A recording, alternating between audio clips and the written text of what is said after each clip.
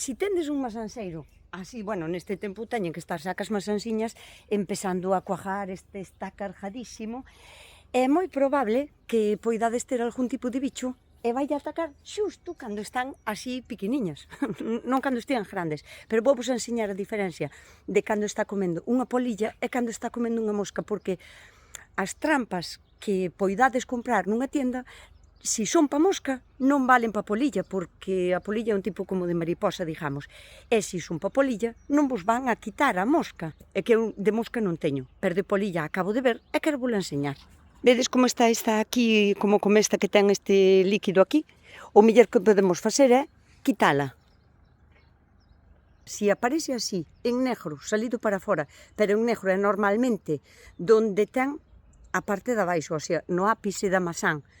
Ou tamén, cando tocan dúas masáns xuntas, e xusto donde tocan, aí tamén pode ser que estea, pero a característica é que como a caca que botan para fora é como moi oscura.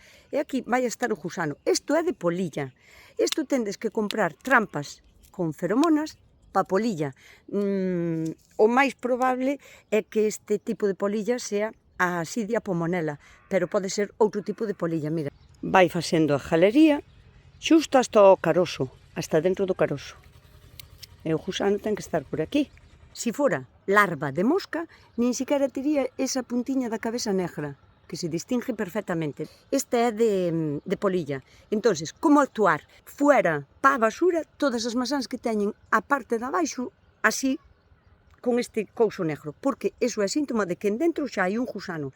Non se compostan, ou as tirades a porcos, por exemplo, que as van a comer perfectamente, ou a basura. Non as deixedes na composteira, nin na vermicomposteira, porque van a seguir o proceso de evolución. E non quitamos o problema da horta.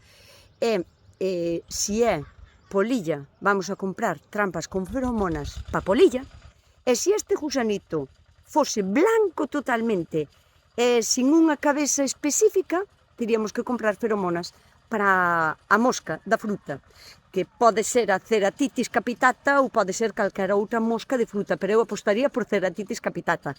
E neste caso aposto porque é unha Cidia pomonela, polilla da masán.